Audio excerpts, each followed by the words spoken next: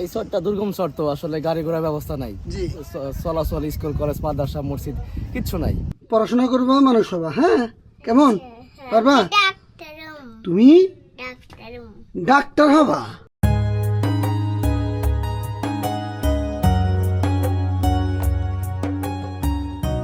বাংলাদেশের ব্যস্ত শহর আর কোলাহলের বাহিরে যমুনা নদীর মাঝখানে লুকিয়ে আছে এক ছোট্ট পৃথিবী।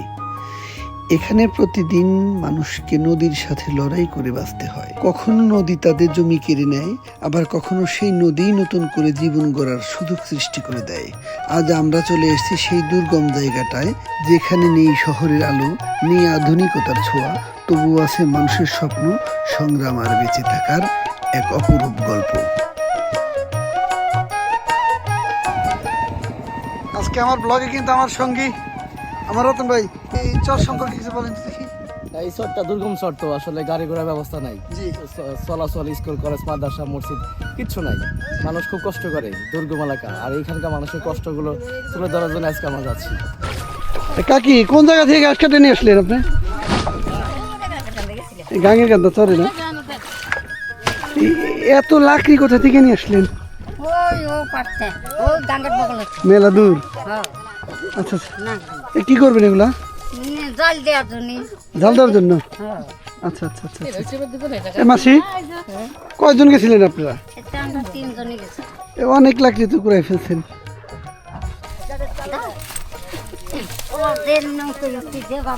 দ্রুত দ্রুত দ্রুত, ছেড়ে গেলে কিন্তু মিস, আর পাবেন না। রতন ভাই প্লিজ দ্রুত।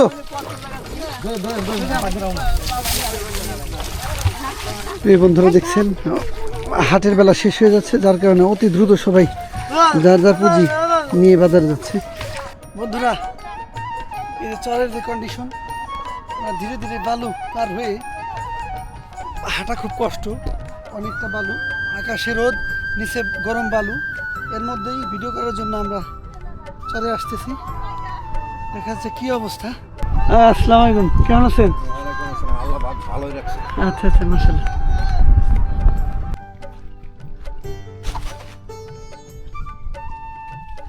তুমি কি করো? শরবত গুলাইতেছ? আচ্ছা, চাপবো আম্মু কই? হ্যাঁ,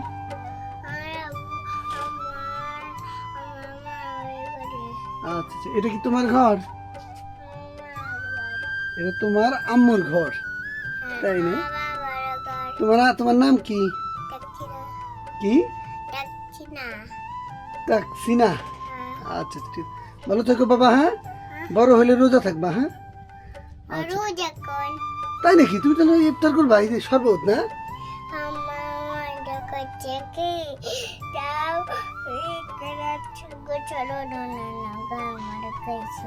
আচ্ছা আচ্ছা আচ্ছা বাবা, তুমি ভালো থাকো। হ্যাঁ, বড় হবা, পড়াশোনা করবা, মানুষ হবা। হ্যাঁ, কেমন পারবা? তুমি ডাক্তার হবা।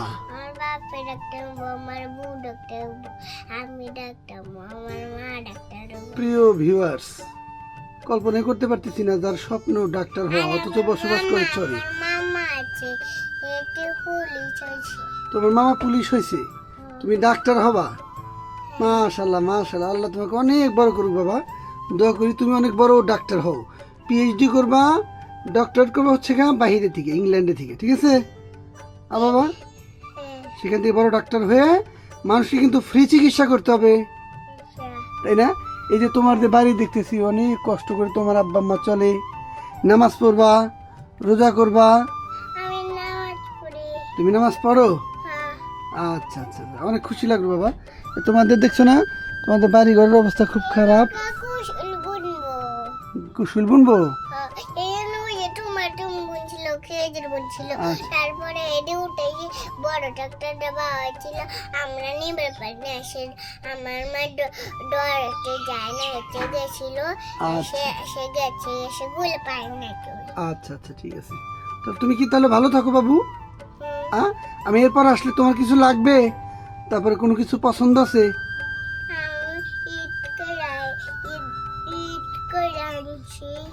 ঈদের মার্কেট করে আনছো তুমি? ওই যে বুঝি ঝুলা না, ঝুলানো অবস্থায় না? আচ্ছা শোনো, চশমা আছে আচ্ছা আচ্ছা আচ্ছা, ওই যে ওখানে তোমার চশমা জুতা ওই যে দেখতে পাচ্ছি আমি। আইকন ব্র্যান্ডের জুতা কিনেছো তুমি? ও আচ্ছা আমার বেয়ার আছে ওখানে। আচ্ছা আচ্ছা, শোনো বাবা, আমি এরপরে ঈদের আগে এসে তোমাকে ঈদের মার্কেট দিয়ে দেবো। হ্যাঁ বাবা, তুমি ভালো থাকো। হ্যাঁ ভালো থেকে তুমি তোমার আব্বা আমার কথা শুনবা, আর পানিতে যাবে না কিন্তু, পড়াশোনা করবে মন দিয়ে। আমি পানিতে যাই না। আচ্ছা আচ্ছা ঠিক আছে, মন দিয়ে পড়াশোনা করবে বাবা। হ্যাঁ ওকে, তাহলে আসসালামু আলাইকুম, আমাকে একটু সালাম দাও। আসসালামু আলাইকুম। ওয়ালাইকুম আসসালাম, ভালো থাকো মা। ওকে ওকে, বাই বাই। প্রিয় ভিউয়ার্স, নতুন একটা অভিজ্ঞতার সঙ্গী হলাম। বয়স সম্ভবত 3, কিন্তু তার স্বপ্ন হচ্ছে ডাক্তার হবে। এই হচ্ছে সেই ডাক্তারের মা। আপা আসসালামু আলাইকুম। আপনি ডাক্তার তো এমন একটা চমৎকার কথা বলছে, যা 1 কোটি মানুষের মধ্যেও এমন সুন্দর কিছু আশা করা যায় না। কিন্তু আপনার ছেলের নামে আপনার মেয়ে, ওর নাম কি? তাফসিনা। শোনেন, অনেক মিষ্টি একটা মেয়ে। হ্যাঁ, আমার বাড়ি আপনার এলাকার পাশেই। আমি চেষ্টা করবো আপনাকে একটু আপনার বাচ্চাটার জন্য। আপনার বাচ্চা কিন্তু পড়াবেন আপা, হ্যাঁ, যে কোনোভাবে পড়াবেন। আপনার এত সুন্দর কথা বলে, আর ওর যার আশা হচ্ছে ডাক্তার হবে। ঠিক আছে, আপনি কিন্তু ডাক্তার থেকে ওরে বঞ্চিত করেন না। আপনার কোনো কিছু লাগলে না না না আপা, হ্যাঁ, ওরে যে কোনোভাবে ডাক্তার বাবা ডাকছি না, তোমার ডাক্তার হতে হবে মা। হ্যাঁ আচ্ছা,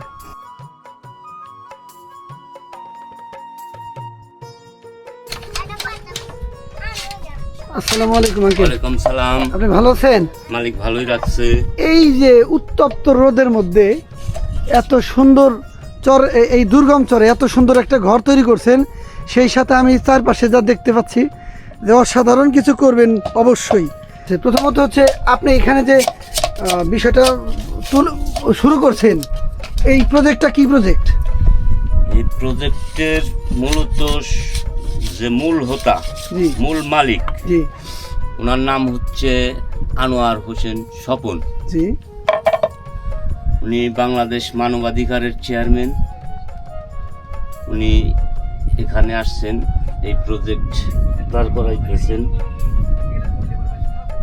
এই যে ওনার কার্ড আছে, জি জি। নুরুল ইসলাম, সরি ভুল বলছি, নুরুল ইসলাম। প্রজেক্টটা কি? এই প্রজেক্টটা কি? গ্যান্ডারি প্রজেক্ট। এই হচ্ছে তার হ্যাঁ আইডি কার্ড। হ্যাঁ, এটা হচ্ছে একটা গ্যান্ডারি প্রজেক্ট। গ্যান্ডারি কত বিঘার মধ্যে এই প্রজেক্টটা? 7.5 বিঘা। 7.5 বিঘা। পাশে আরো কিছু জায়গা আছে, ওটি এখনো 7.5 বিঘা জুড়ে শুধু গ্যান্ডারি রোপণ করবে? হ্যাঁ, গ্যান্ডারি, শুধু গ্যান্ডারি। উচ্চ ফলনশীল যে গ্যান্ডারিটা। হ্যাঁ, এটা হলো আচ্ছা, ইন্দোনেশিয়ার জাত। কালোটা। হুম। আচ্ছা শোনেন, এই দুর্গম চরে আমরা যে কয়বার আসছি, যাতায়াত, শিক্ষা, চিকিৎসা, স্বাস্থ্যের কোনো নাই, সুন্দর কোনো পরিবেশ দেখতে পাচ্ছি। এই অবস্থায় থেকে আপনারা কিভাবে বাঁচেন বাবা, বলেন দেখি। এখন আমাদের যে চরাঞ্চলে আমাদের যে সমস্যাগুলো, এগুলো শুধু মূলত হলো রাস্তাঘাটের জন্য। জি, আমাদের যাতায়াত রাস্তা ভালো না, নদী পথে গোদারায় যাইতে হয় বা নৌকায় যাতায়াত করতে হয়। অনেক সময় চিকিৎসা ব্যবস্থার কথা বললেন, চিকিৎসা ব্যবস্থা তো একেবারেই নাই। এই ধরনের সরকার তো কোনো প্রক্রিয়া নেয়ও না। যে হঠাৎ করে যদি কোনো একটা মানুষের বাচ্চা প্রসবের বিষয়টা আসে, হ্যাঁ, এই সমস্যাটা কিভাবে আপনারা সমাধান করেন? এই সমস্যাটা মূলত আমাদের নৌকায় আমাদের পার হইতে হয়। ওই রুগীকে নিয়ে আমরা নৌকায় পার হয়ে যাই। পার হয়ে যাওয়ার পর দেখা যায় জাফরগঞ্জ থেকে অটো বাইক বা সিএনজি নিয়ে সেটা আমাদের যাইতে হয় উথুলি। প্রথম আমাদের উথুলি চিকিৎসা কেন্দ্রে যাইতে হয়। ওখানে যাওয়ার পরে দেখা গেল যে আমাদের হয়তো যদি সিরিয়াস হয়, ওখান থেকে রেফার করে মানিকগঞ্জ সদরে। তাছাড়া আমাদের এখানে সেই রকম সুচিকিৎসার কোনো ব্যবস্থা নাই। আচ্ছা আচ্ছা আচ্ছা, এই যে এখানে যে পড়াশোনার বিষয়টা, আর সেই এখানে তো পড়াশোনা নিশ্চিত হওয়ার মতো কোনো উপযোগী জায়গায় মনে হয় না। তারপরে একটা প্রাইমারি স্কুল পাশে আছে। হ্যাঁ, পাশে একটা প্রাইমারি স্কুল আচ্ছা, আছে। ওনারা এখন বন্ধ, কিন্তু যখন স্কুল খোলা থাকে কন্টিনিউ ওনারা ক্লাস করান। তাদের জন্য তো অনেক কষ্ট, অনেক কষ্ট, হ্যাঁ। টিচারদের তো বিশাল কষ্ট। হ্যাঁ, ওনারা ওই তো একইভাবে গুদারায় পার হয়, গুদারায় আসে, যাতায়াত করে, বাচ্চাদের সাথে সুষম আচার আচরণ করে, লেখাপড়া করায়। এই কষ্ট থেকে উত্তরণ হওয়ার জন্য বাংলাদেশ সরকারের কাছে কিছু চাওয়ার আছে আপনার? আমার চাওয়ার আছে একটা জিনিস, বলেন। সেটা হলো যাতায়াত ব্যবস্থা, যোগাযোগ ব্যবস্থা, যোগাযোগ ব্যবস্থা।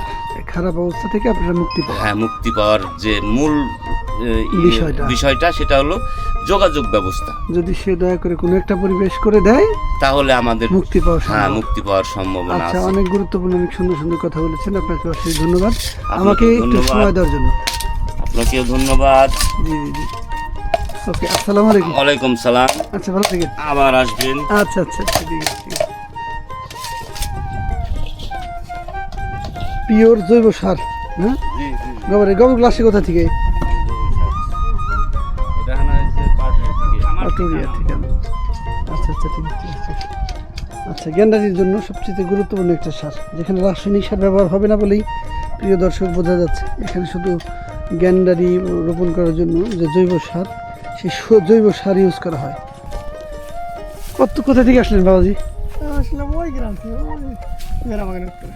ওই যে এই গ্রামে। আচ্ছা, যাবেন কোথায়? যাবো এখন এই মসজিদে নামাজ পড়ে বাজারে যাবো।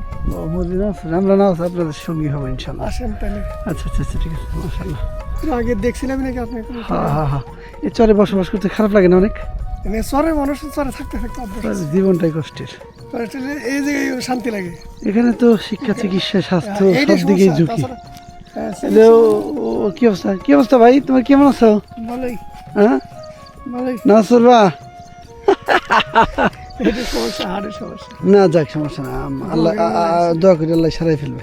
আচ্ছা ভাইয়া, ওকে, আসেন। মাশাআল্লাহ, আসসালামু আলাইকুম।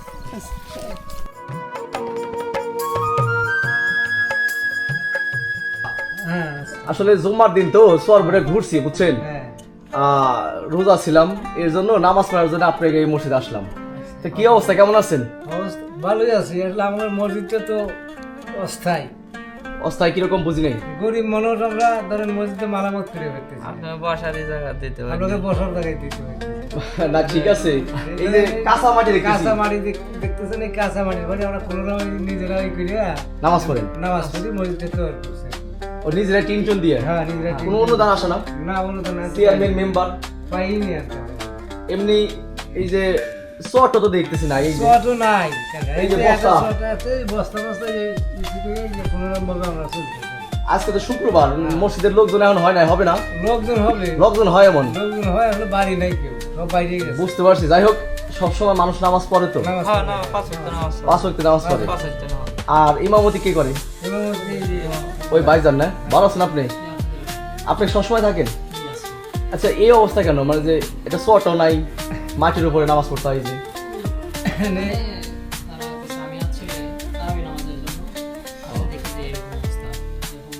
আপনি তারাবি পড়ান প্রতিদিনই? মাশাআল্লাহ। পরিবেশ পাচ্ছে। নদী যাই হোক, এমনি মানুষের সাপোর্ট আছে, এলাকা মানুষের সবাই তো নদী ভাঙ্গা, হয়তো আর্থিক সংকট থাকার কারণে হ্যাঁ, কোনো উন্নয়ন নাই, বুঝতে পারছি বিষয়টা। কিন্তু সর্বশেষ যেটা এই এখন এই মসজিদে কি অবস্থা, মানে বর্তমানে কি কি করা দরকার?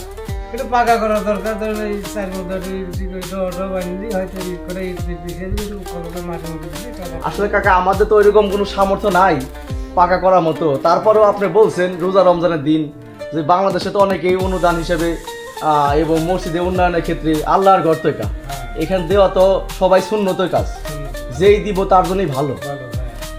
আর যদি কেউ দেয়, আমি আসলে দর্শকের কাছে রিকোয়েস্ট করবো, কারণ মসজিদে অনুদান অনেকেই খুঁজেও যে মসজিদের উন্নয়নের ক্ষেত্রে আমি একটু সহযোগিতা করবো। ভাই কি কন? হ্যাঁ। করেন। এই কোনো পর্দা নাই, মানে যে শর্ট শর্ট, শর্ট শর্ট নাই। এই একটা ছটি, একটাই। সবাই একটা ছোট্ট করে নামাজ পড়ে, হ্যাঁ। তারা বিল তাই। সারা বিলতে। বুঝতে পারছি। এমনি এই সম্পূর্ণভাবে কাঁচায় কাঁচায় এই কাঁচা করে। মুসলিম মনে হয় কম হয়। মুসলিম আছে, বাড়ি আমি নাই। তবে আছে কিছু পিছে মিছে সবার নেই। পেটের জন্য মানে গরিব বানো দিতে পারিয়েছে, এটা একেবারে আসতে গেছি, সব কাজ করতে গেছি। আসছেন কোন জায়গা থেকে আপনারা? আমরা আনছি ওই পারুলিয়া থেকে। ওই শহর থেকে ভাঙ্গি আইছেন? ওই চরটা ভাঙিয়ে দিই। পারুলিয়া শহরে থেকে আপনারা এখানে আসছেন। এই শহরে আসছেন না? কতদিন আসছেন এখানে?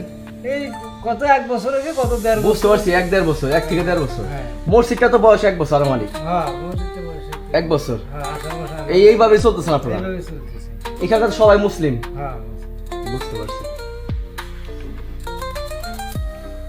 তো আল্লাহর কাছে আপনারা দোয়া করেন, দেখি আমাদের সামর্থ্য যদি ভালো কিছু হয় আমরা চেষ্টা করবো আপনাদের জন্য ভালো কিছু করার জন্য।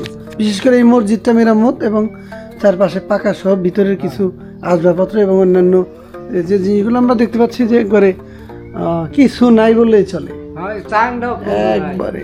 গরমের দিনে এসেছে চাং নাই। মানুষ তো ক্ষণস্থায়ী, তবে এই মসজিদের জন্য কেউ কিছু করে গেলে সেটা তার জন্য পার্মানেন্ট চিরস্থায়ী আল্লাহর কাছে একটা আল্লাহর কাছে আমরা জামানত হিসেবে থাকবে। বিষয়টা অনেক ভালো লাগলো, আর আপনারা দোয়া করেন আমরা যেন আপনাদেরকে সাহায্য করতে পারি। প্রিয় বন্ধুরা, আসসালামু আলাইকুম। চরের ব্লগ ভিডিও তৈরি করার জন্য ঘুরতে ঘুরতে আমি কোনো এক দুর্গম চরে নামাজ পড়ার সময় হয়ে গেছে। অজু করে অলরেডি আমি একটা মসজিদে চলে আসছি। এই যে আমার পিছনে এটা দেখতে পাচ্ছেন একটা মসজিদ, কিন্তু বিষয়টা মসজিদের এমন কন্ডিশন যা ভাষায় প্রকাশ করতে পারবো না। এই ঘরটার ভিতরে একটা ভালো মাদুরও নাই, একটা চট নাই, কাঁচা মসজিদ, তারপর সব মিলিয়েই কি একটা বেহাল দশা। তবে দেশ বিদেশের অনেক দানবীর থাকেন। রমজান মাস, যদি কেউ এই মসজিদের জন্য একটু সাহায্য সহযোগিতা করেন তাহলে আমাদেরকে কমেন্টে জানালে বা আমরা ফোন নাম্বার দিয়ে দিব, যদি জানাই দেন ইনবক্সে আমরা নাম্বারটা দিয়ে দিব। যদি কেউ থাকেন এরকম সহৃদয়বান ব্যক্তি যে আল্লাহর ঘর নির্মাণের জন্য, এই মসজিদটা নির্মাণের জন্য এবং কিছু কার্য করে এই মসজিদটার কিছুটা উন্নয়নের জন্য, তাহলে নাম্বারটা দিয়ে দেবো, একটু যোগাযোগ করবেন। এ দেখছেন এই মসজিদের এই হাল। আপনাদের কাছে বিশেষ করে প্রিয় দর্শক, আপনাদের কাছে আমার বিশেষ করে অনেক অনুরোধ থাকবে, আল্লাহর ঘর আমাদের মানুষকে কোনো কিছু দেওয়ার দরকার নেই।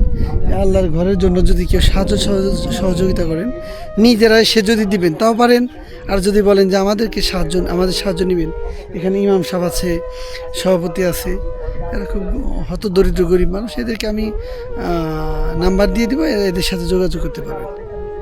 আসসালামু আলাইকুম, ভালো থাকবেন সবাই।